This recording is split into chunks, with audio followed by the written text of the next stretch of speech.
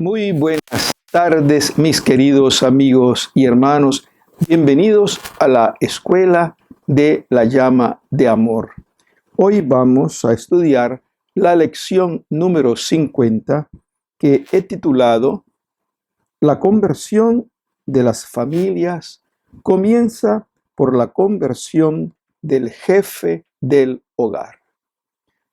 Invocamos el nombre del Señor para obtener esas bendiciones que toquen nuestros oídos y nuestros corazones. En el nombre del Padre, del Hijo y del Espíritu Santo. Madre, que nuestros pies vayan juntos, que nuestras manos recojan unidas, que nuestros corazones latan al unísono, que nuestro interior sienta lo mismo, que el pensamiento de nuestras mentes sea uno, que nuestros oídos escuchen juntos el silencio, que nuestras miradas se compenetren profundamente, fundiéndose la una en la otra, y que nuestros labios supliquen juntos al Eterno Padre para alcanzar misericordia para toda la humanidad. Madre, derrama el efecto de gracia de tu llama de amor sobre toda la humanidad. Queridos hermanos, la Virgen María pide que las familias se conviertan a Jesucristo. Pero ¿cómo se van a convertir esas familias? Los primeros que deben convertirse son los padres de familia, porque ellos tienen la gran misión de evangelizar a sus propios hijos y principalmente el varón, el padre de familia, aquel que es cabeza de la iglesia doméstica. Vamos a tratar este tema que es tan importante para la constitución de los sagrarios, de los templos, los santuarios familiares. La familia es un sagrario, la familia es un templo, la familia es un santuario donde habita Jesucristo y Jesucristo es la cabeza de la iglesia. Hemos dividido pues este tema en 3 puntos. El primero lo he titulado Los padres de familia, papá y mamá, son los pastores de su hogar.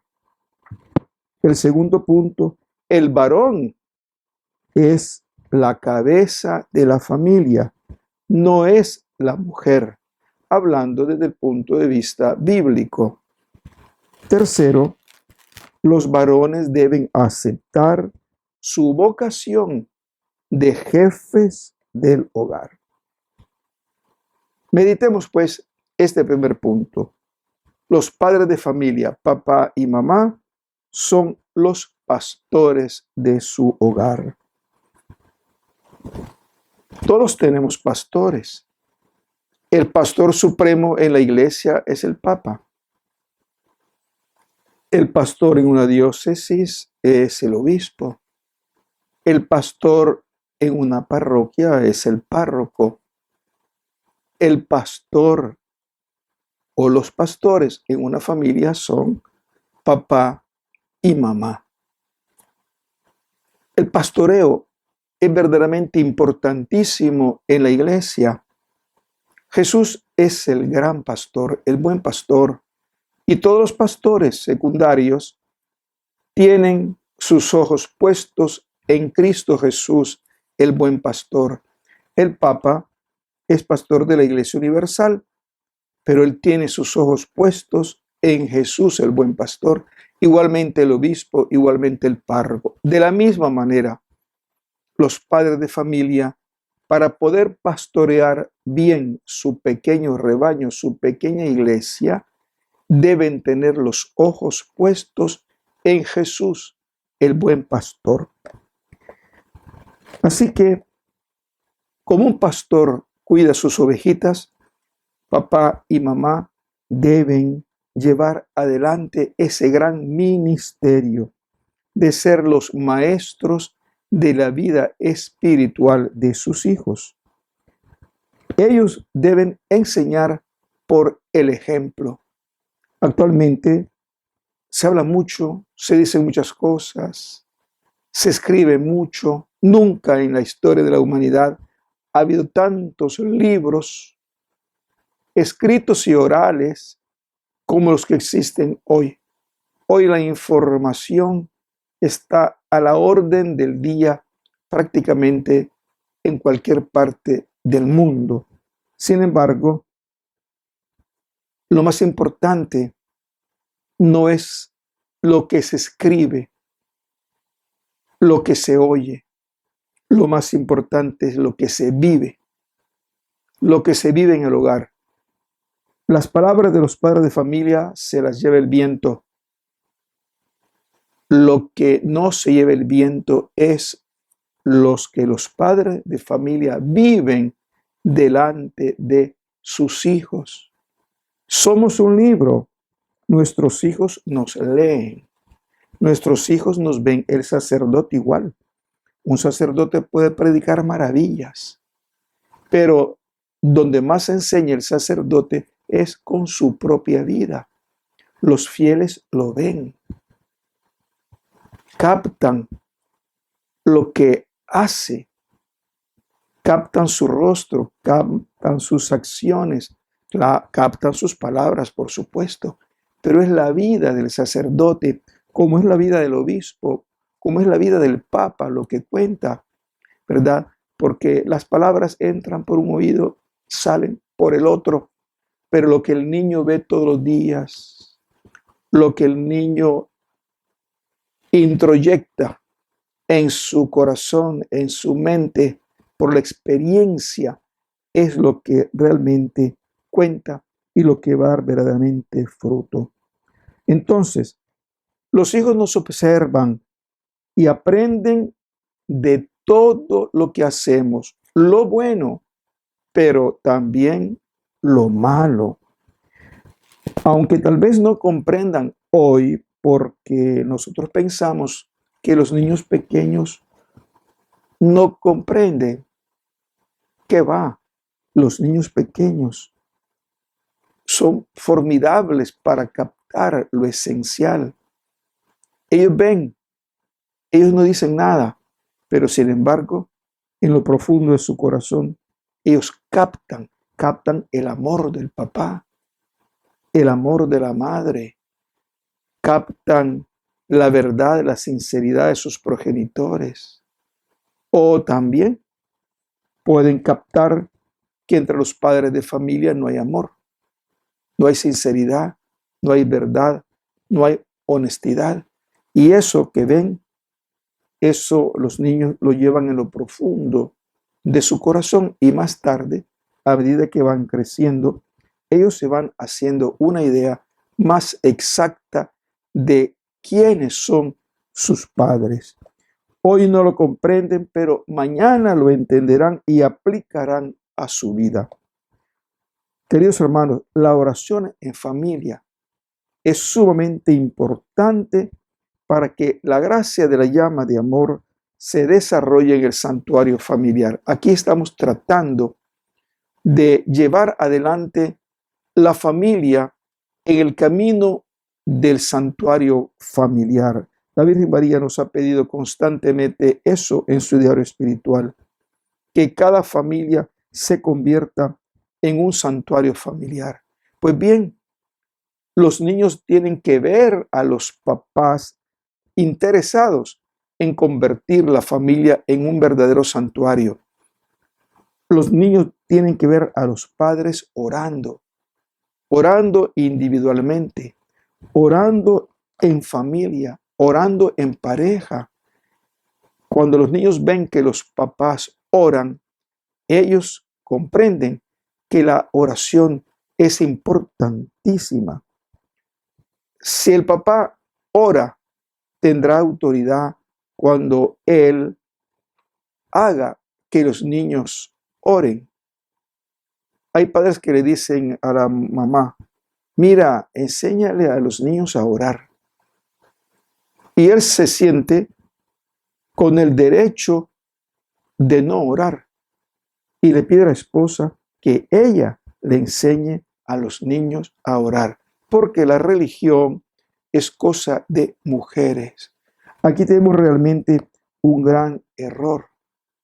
Si el niño ve que su padre ora, que está presente en la oración en familia, que está en el rosario, que está viviendo el rosario, que dirige el rosario, que lo sabe rezar, que lo sabe vivir, entonces los niños dirán, el rosario es algo muy importante, porque mi papá, que es muy importante para mí, reza el rosario, vive el rosario, me enseña a rezar el rosario. Entonces, cuando la oración se ha convertido en una necesidad personal y se ha vivido largos años orando, es fácil enseñar a los hijos cómo hacerlo. Es el ejemplo, pues, lo que lleva fruto, es el ejemplo lo que cuenta. Aquí tenemos, pues, una primera idea importantísima. Los padres de familia son los pastores de su hogar y son los que deben de dar la enseñanza de vida, no simplemente por la palabra, sino sobre todo por el ejemplo. El segundo punto lo he titulado, el varón es la cabeza de familia, no es la mujer. En el párrafo de Efesios 5, 22-24, tenemos un texto verdaderamente magnífico de San Pablo. Nos habla pues de la posición del hombre y de la mujer en la familia. Oigamos, muchas feministas no estarán de acuerdo con este texto, pero este texto es palabra de Dios. Las mujeres deben respetar a los maridos como al Señor, porque el marido es cabeza de la mujer, como Cristo es cabeza y salvación de la iglesia, que es su cuerpo. Así como la iglesia se somete a Cristo, de la misma manera las mujeres deben respetar en todo a sus maridos. Es un texto verdaderamente fundamental para que en el interior de la familia haya orden. Como decíamos anteriormente, el orden es el equilibrio, el orden es la belleza. Leamos de nuevo, pues, lo que San Pablo nos dice en Efesios capítulo 5, versículo 22 en adelante. Las mujeres deben respetar a los maridos. Eso lo entendemos perfectamente bien. No solamente las mujeres, el hombre debe respetar a su mujer. Pero hay un inciso importante, dice, como al Señor. Yo no voy a respetar a mi marido o voy a respetar a mi esposa simplemente por motivos de cortesía, que son bonitos, pero en realidad son de muy poco peso. Aquí se trata de que voy a respetar a mi marido o voy a respetar a mi mujer como al Señor. Es hermoso, pues, que la mujer vea en el marido a Cristo Jesús.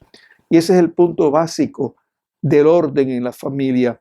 Porque si nosotros no vemos en el marido a Cristo Jesús, lo que vamos a tener es una enorme decepción. Porque no existe un hombre perfecto, no existe un marido perfecto. Y de hecho, muchísimos maridos son verdaderamente un desastre. Pero sin embargo, la motivación que debe llevar tanto a la mujer como a los hijos para respetar al jefe de la familia es que es imagen de nuestro Señor Jesucristo. El marido es cabeza de la mujer.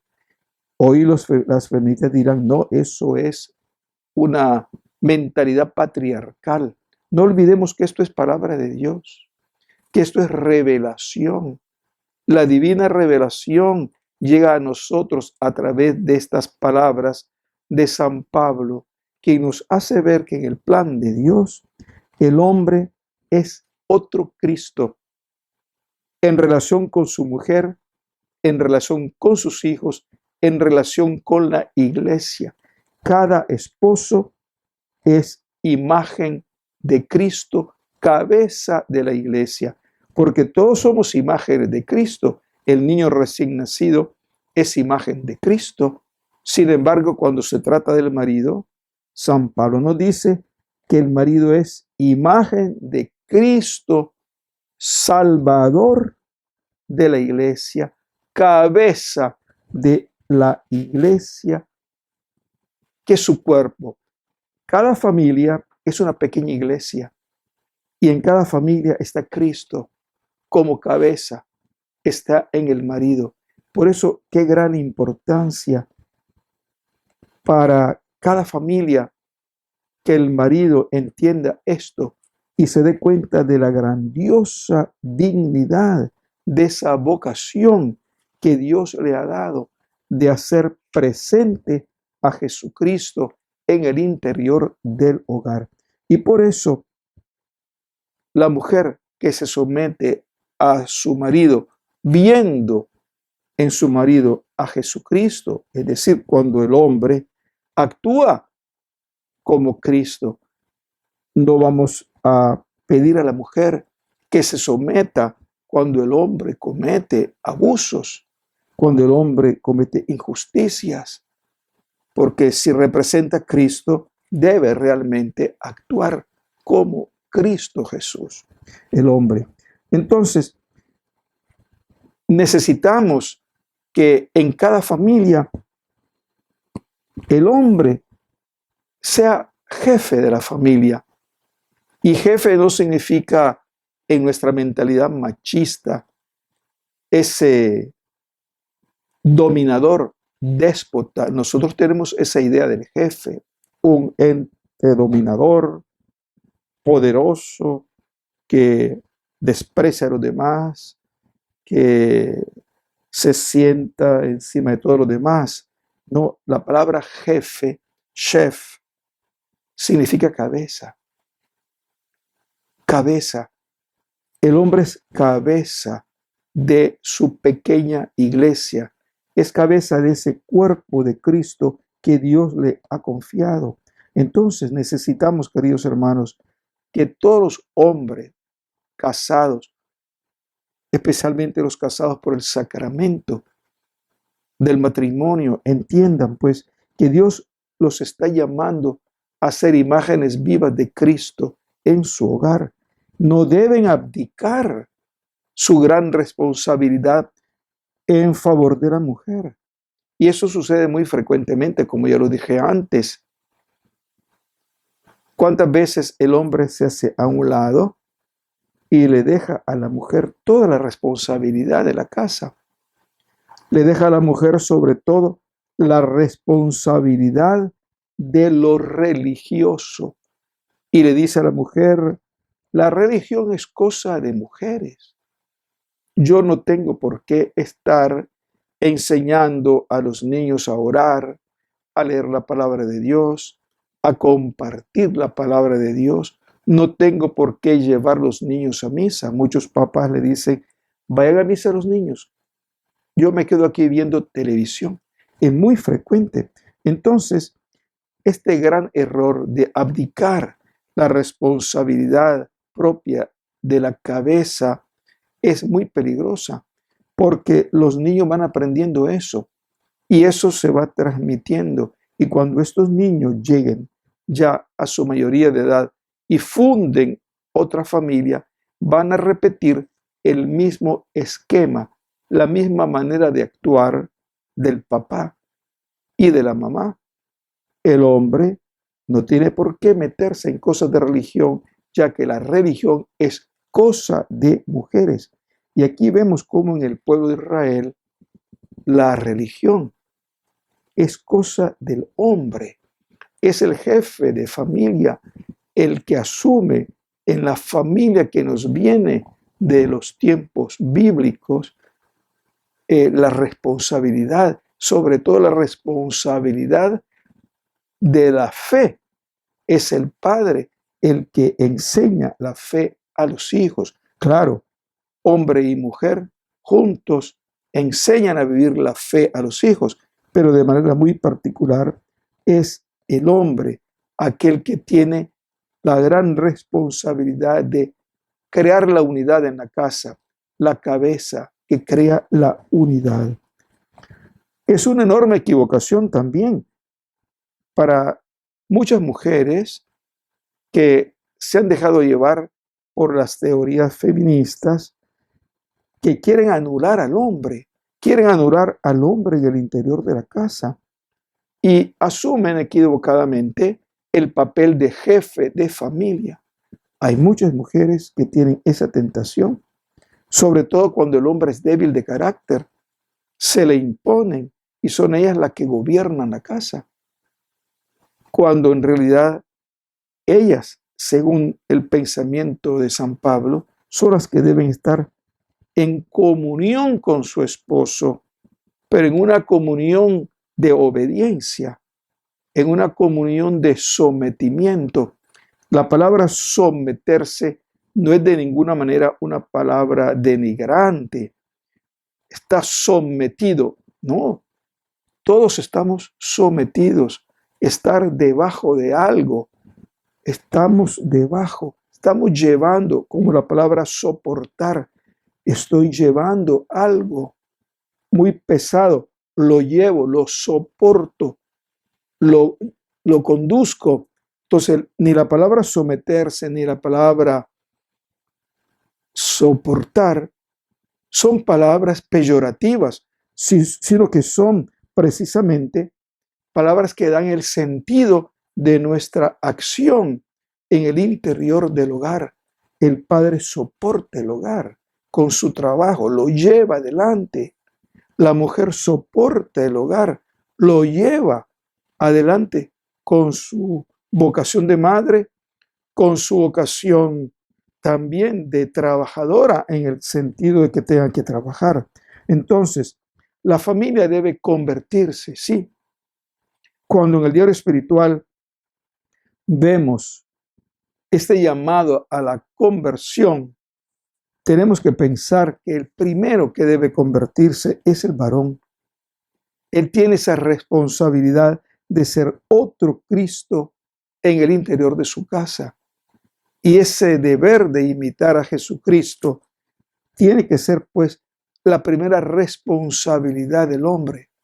Porque muchas veces la gente se casa por el sacramento, por puro compromiso social. Si pudieran no casarse por el sacramento, lo harían. Pero a menudo todavía las leyes culturales, las leyes del qué dirán, hacen que sea de buena nota casarse por la iglesia, pero en el fondo del corazón no le dan el verdadero sentido a esa gran responsabilidad entre cristianos de contraer el matrimonio sacramental. Lo hacen muchos por pura conveniencia social y eso es una tragedia, ¿verdad? Porque ya no se va al matrimonio con esa convicción de que nos vamos a ayudar mutuamente a la santificación, porque para eso vamos al matrimonio, para santificarnos. El hombre santifica a su mujer, la mujer santifica al marido, y hombre y mujer santifican a sus hijos, y también los hijos santifican a sus padres. Es decir, todos estamos en la familia para ayudarnos a crecer en Cristo Jesús. Eso es lo verdaderamente importante. Entonces, muchos hombres encuentran difícil ponerse al frente de la vida religiosa de sus hijos. Abdican, les da vergüenza. Cuando niños tampoco vieron a sus papás orar. es lógico. Si yo de niño no vi a mis padres orar, más tarde no voy a orar, voy a imitar a mi papá, que se queda sentado tranquilamente leyendo o viendo televisión, mientras la mamá reúne a los hijos y les hace rezar o les enseña a orar. Cuando los niños no vieron a sus papás ir a misa, ponerse de rodillas, confesarse, comulgar, tener una vida parroquial, sentirse miembros de esa comunidad maravillosa que es la parroquia. Si yo de niño no lo he visto en mi padre, entonces yo tampoco voy a hacer lo que mi padre no ha hecho y voy a vivir una vida completamente alejada de la práctica de la fe. Necesitamos pues que el padre de familia sea el primero en convertirse, sea la imagen viva de Jesucristo en el seno de la familia.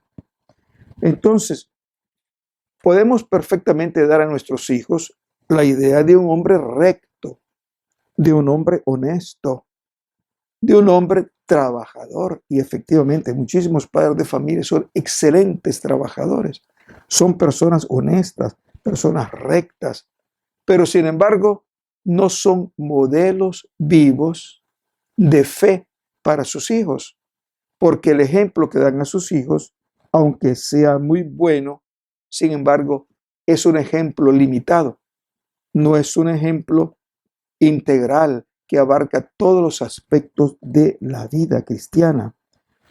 Peor aún cuando nos encontramos con aquellos padres de familia viciosos, el padre alcohólico que despilfarra el dinero y que llega a su casa y discute con la esposa, la ofende y desgraciadamente también la golpea. Qué ejemplo más terrible, ¿verdad? O ese padre de familia blasfemo, cuyas conversaciones son groseras, violentas, deshonestas en frente de sus hijos. O padres de familia que expresan toda una serie de ideas completamente destructoras que sus hijos van absorbiendo. Los padres de familia que favorecen, por ejemplo, la homosexualidad, que favorecen la violencia, el odio, el rencor, el racismo. Padres de familia que le dan a sus hijos el ejemplo de la promiscuidad sexual, que son infieles a sus esposas, o mujer que es infiel a su marido delante de sus hijos.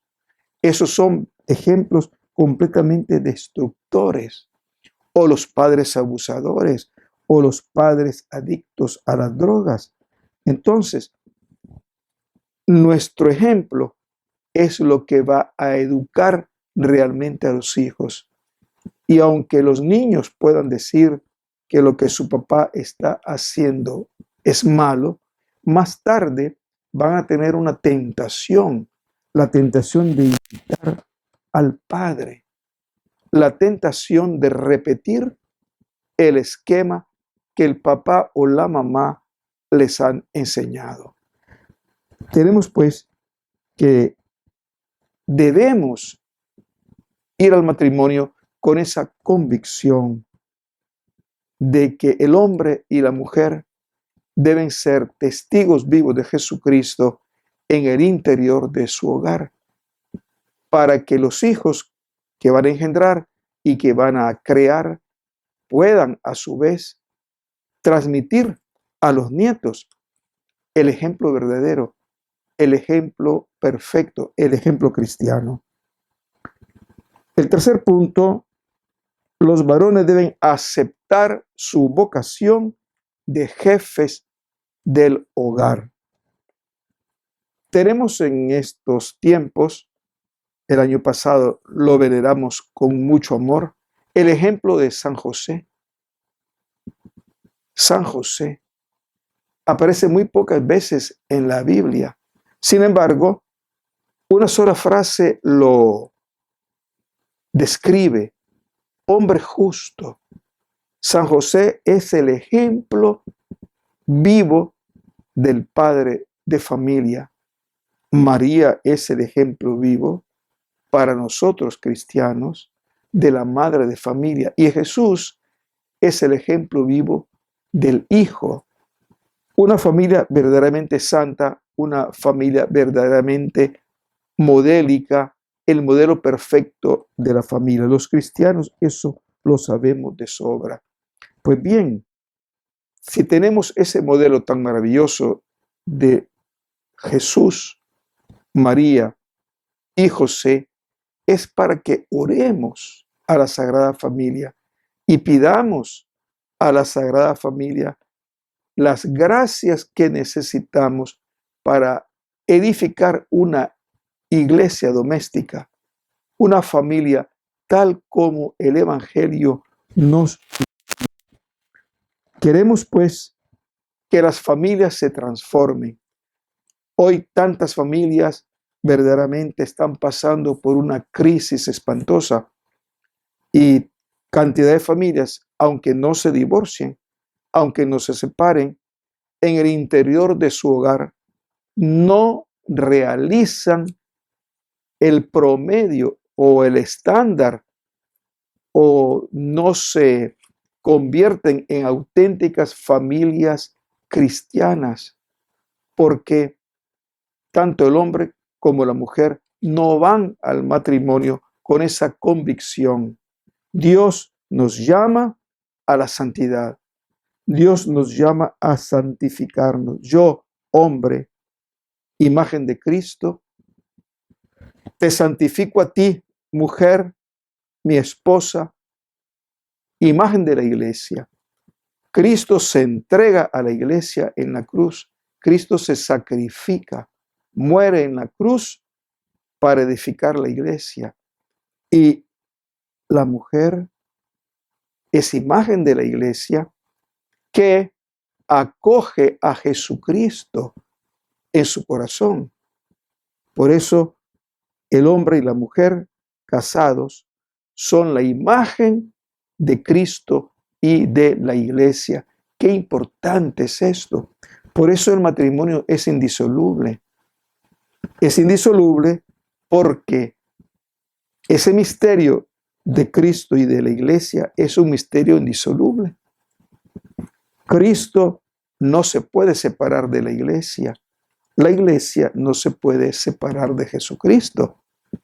Así como Cristo y la iglesia son indisolublemente unidos en el pensamiento cristiano, el hombre y la mujer que se deciden a formar una familia en Cristo Jesús por el sacramento del matrimonio son o forman una unidad indisoluble. De hecho, no hay divorcio en la iglesia. No podemos decir, nos divorciamos por la iglesia. Algunas personas dicen, ya se divorciaron por la iglesia. O voy a pedir que la iglesia me divorcie. Es un error. La iglesia nunca divorcia ni nunca disuelve un matrimonio. Cuando un matrimonio realmente descubre que no han ido al sacramento con las disposiciones que constituyen precisamente el sacramento, la iglesia no disuelve ningún vínculo matrimonial. La iglesia simplemente dice, aquí no ha habido matrimonio sacramental, porque las condiciones, las disposiciones de cada uno de los cónyuges, o por lo menos de uno, no se dieron para que realmente fuese un auténtico sacramento. Muchas familias, pues, están, como quien dice, asentadas en la arena, porque no han ido al sacramento del matrimonio con la convicción de recibir el sacramento y de vivir el sacramento. Entonces, el Espíritu Santo es el gran maestro de los esposos. El sacramento que se recibe es obra del Espíritu Santo. Es el Espíritu Santo quien realiza en nosotros el misterio de Cristo, esposo de la iglesia, y de la iglesia, esposo de Cristo Jesús. Queridos padres de familia, qué importante es pues entonces que tanto el hombre como la mujer acepten la vocación a la que Dios los ha llamado al formar una familia en Cristo. Esta palabra es formidable. En Cristo. Con Cristo, en Cristo, por Cristo, para Cristo. Cuando celebramos la Eucaristía, el sacerdote levanta la hostia y el cáliz y dice, en Cristo, con Cristo, por Cristo. Y nosotros agregamos para Cristo. Esa presentación del cuerpo y la sangre del Señor es esa proclamación de que nosotros pertenecemos a Jesucristo. Por eso, el cristiano es aquel que vive en Cristo. El no cristiano es aquel que vive su vida según sus propios criterios. Pero el cristiano se somete a Jesucristo, se entrega a Jesucristo, quiere vivir de acuerdo a como Cristo Jesús vivió. El que vive en Cristo, dice San Pablo en la carta a los Efesios, rechaza las obras de las tinieblas, rechaza las obras de la carne. Eso le dice San Pablo a los Efesios. Antes que ustedes conocieran a Jesucristo, ustedes vivían como los paganos, hacían las mismas cosas que los paganos, practicaban la idolatría, practicaban la fornicación, el divorcio. Ustedes vivían fuera de la gracia de Dios. Pero desde el momento en que ustedes conocieron a Jesucristo, dejaron de lado esa antigua manera de vivir y comenzaron a imitar a Jesús. Eso significa vivir en Cristo. Nosotros, al recibir el bautismo, rechazamos la manera equivocada de vivir de los que no conocen a Jesús e imitamos a Cristo produciendo las virtudes cristianas. Con la ayuda del Espíritu Santo, con la ayuda de sus dones, producimos los frutos del Espíritu Santo. Entonces, Dios nos llama, pues, queridos hermanos, a constituir una verdadera iglesia doméstica. Y para que una iglesia doméstica se constituya, es importantísimo que el padre de familia acepte esa vocación que Jesucristo le da de ser cabeza del hogar, de ser otro Cristo en el hogar. Y Cristo lo que hace es unir. Fíjense, unir a quienes, a los enemigos. ¿Qué enemigos? Pues los paganos, los gentiles y los judíos. Los judíos odiaban a los gentiles y los gentiles odiaban a los judíos. De dos pueblos hizo uno solo, nos dice San Pablo. ¿Y cómo lo hizo Jesús? ¿Cómo hizo para de dos pueblos enemigos hacer un solo pueblo? Muriendo en la cruz. Cuando Cristo muere en la cruz, nos dice San Pablo, Cristo une a todos los hombres, porque ya no vivimos de acuerdo a los intereses de la carne, a los intereses de la sangre, sino que vivimos de acuerdo a Cristo Jesús, a la manera de pensar, a la manera de sentir, a la manera de actuar de Jesucristo. Ese es verdaderamente el gran misterio del padre de familia, que con su mujer crea en el interior de la casa la unidad, la cabeza crea la unidad. Cuando nosotros nos damos cuenta de que en una familia cada uno quiere hacer su propia voluntad, ¿qué es lo que encontramos? Familias divididas.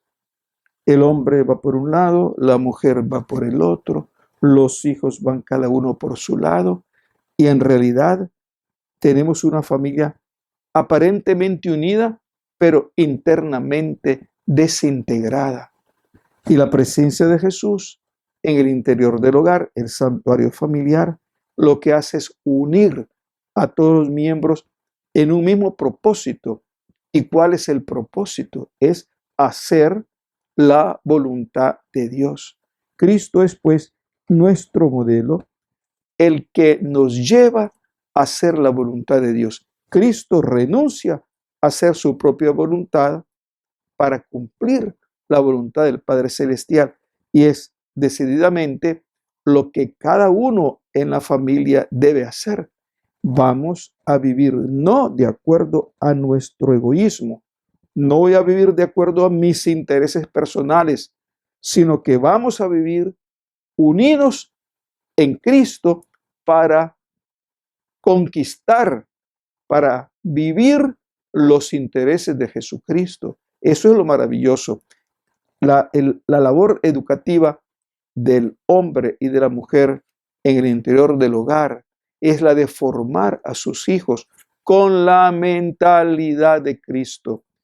Ayudar a sus hijos a conocer el pensamiento de Jesús y a vivir el pensamiento de Jesús. Podríamos llamar eso la evangelización permanente en el seno del hogar. Cada uno de los niños es un evangelizando. Los papás deben evangelizar a cada uno de sus hijos a lo largo de toda la vida, que los hijos estén bajo su dominio, de tal manera que desde niñitos hasta que llegan a la mayoría de edad, la independencia y el matrimonio, estos niños sean formados en Cristo para que puedan vivir en Cristo y a su vez formar otra familia en Cristo. Este es el proceso que la llama de amor nos está pidiendo. La Virgen María nos está pidiendo precisamente esto.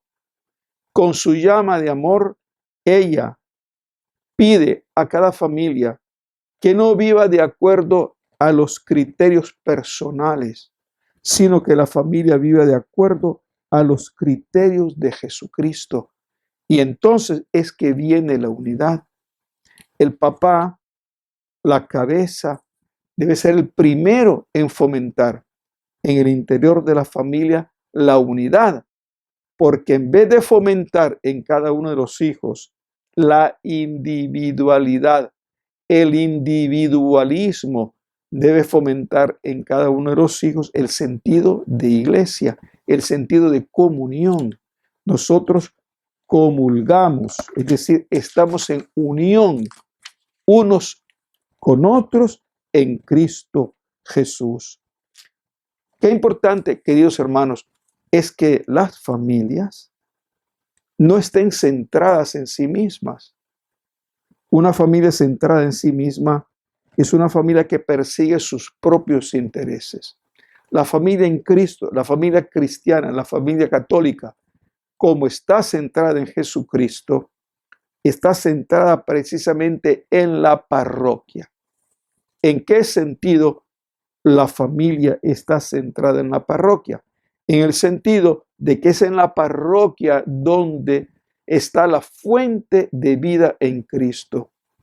Cuando nosotros comprendemos lo que es la parroquia, encontramos en la parroquia la fuente de nuestra vida espiritual, y anhelamos estar en comunión con esa fuente, porque es en la parroquia donde está el Santísimo Sacramento, que es Cristo vivo. Es en la parroquia donde está la pila bautismal. Es en la pila bautismal que recibimos la gracia por primera vez. Es en la parroquia donde recibimos el sacramento de la confirmación en la fe, que nos vuelve aguerridos soldados de Jesucristo. Es en la parroquia donde recibimos el sacramento del matrimonio, donde encontramos al pastor de nuestras almas, el sacerdote, donde recibimos el perdón de los pecados con el sacramento de el perdón, de la confesión, de la reconciliación, y es en la parroquia donde recibimos el sacramento que nos prepara para la vida eterna, el sacramento de la unción de los enfermos, que purifica nuestra alma, preparándonos para el paso definitivo, el paso hacia la vida eterna. Entonces, queridos hermanos, cuando nosotros formamos una familia en Cristo, debemos tener en cuenta que el centro de nuestra vida familiar, como el centro de todas las demás familias, es la parroquia, el centro espiritual. Y decimos el centro espiritual porque hay otros centros. Cada hombre tiene que trabajar y tiene su centro de trabajo, los niños tienen su centro de estudios. Hay distintos elementos que van a ayudar a la familia a desarrollarse, pero el centro fundamental, el centro espiritual es la parroquia. Entonces, las familias deben estar integradas lo más que se pueda en el camino parroquial. Por eso el párroco representa a Cristo Jesús. Su trabajo es hacer presente a Cristo en medio de todas las familias. Y el padre de familia tiene su responsabilidad de hacer presente a Cristo en el hogar. La parroquia es el gran hogar y la familia es el hogar de la pequeña iglesia.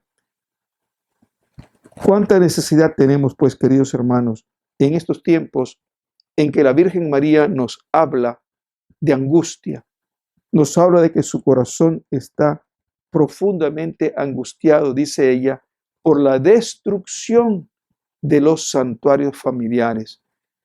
Es el tiempo de reconstruir los santuarios familiares y actualmente, padre de familia, tenemos la grandiosa responsabilidad, los que conocemos la llama de amor, de ir reconstruyendo los hogares, de tal manera que vayamos tomando conciencia de lo que debe ser la familia católica. Y los hijos de ustedes estarán en mejores condiciones de formar una nueva familia verdaderamente católica si ustedes se los enseñan. Y los nietos igualmente recibirán una mejor formación. Hoy estuve leyendo la historia de una baronesa alemana y en las primeras páginas desarrollan el árbol genealógico de esa persona, no recuerdo el nombre, y a través de los siglos se va viendo cómo esta familia ha ido dando a la iglesia toda una serie de personajes notables, obispos, un papa, cardenales, personajes verdaderamente notables, santos. Qué cosa más bella, ¿verdad? Que una familia a lo largo de su historia venga pues de raíces profundamente católicas y a lo largo de los siglos esta familia haya aportado verdaderamente riquezas espirituales a la iglesia y a la sociedad. Pues eso necesitamos. Padres y madres de familia que estén dispuestos a fundar una familia en Cristo, a enseñar a sus hijos a vivir en Cristo. Comentemos este párrafo que he escogido del diario espiritual. Jesús le dice a Isabel: ¿confías en que el destino para lo cual te escogimos lo puedes cumplir a cabalidad? Te pregunto de nuevo, ¿cargas sobre tus hombros las muchas humillaciones y sufrimientos que lleva consigo el hacer valer nuestra santa causa. ¿Quieres subir conmigo al monte Calvario, al Gólgota? Si quieres, entonces tu sitio es estar junto a la Madre Dolorosa. La llama de amor de su corazón quiere encender a través de ti en la tierra. Reclama plena entrega de tu parte. Isabel, pues, ha recibido una vocación, la vocación de aportarnos la gracia de la llama de amor. El Señor se va a servir de esta pobre viuda, sencilla, humilde, para darnos la gracia extraordinaria, única, nueva para toda la iglesia, la gracia de la llama de amor. Y claro, Isabel tiene dudas. Isabel se encuentra como sobrepasada por la responsabilidad. Tal vez es la misma responsabilidad que sienten ustedes, padres de familia. Ustedes se sienten como ahogados o sobrepasados por la enorme responsabilidad de llevar adelante unos niños de los cuales ustedes se sienten lo que deben ser padres, se sienten responsables de estos niños y dicen, Dios mío, yo me siento incapaz de llevar adelante esta vocación. Muchos padres de familia experimentan en lo profundo del corazón grandes dudas cuando ven a sus hijos. Lo mismo le pasaba a Isabel.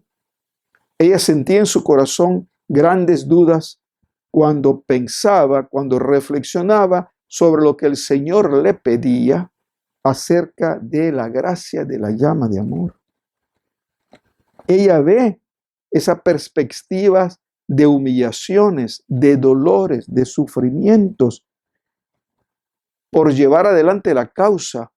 Y Jesús le dice precisamente eso, que ella tendrá que soportar grandes sufrimientos, grandes dificultades, grandes humillaciones para poder transmitir a la iglesia entera la gracia de la llama de amor.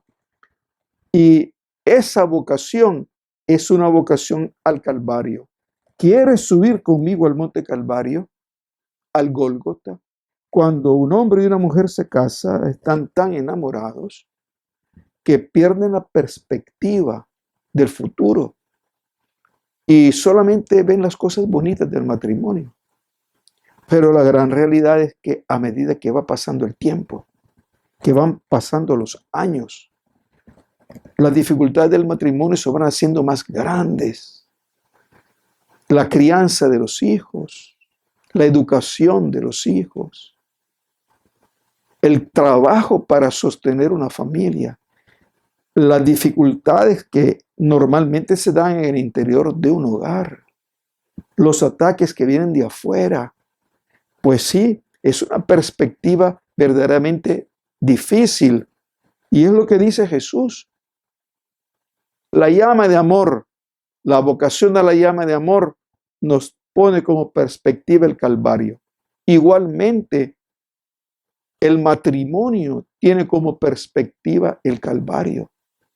Hay cantidad de padres de familias maravillosos que son verdaderamente santos, que han comprendido esto desde el principio y saben que el llevar adelante una familia es su campo de santificación.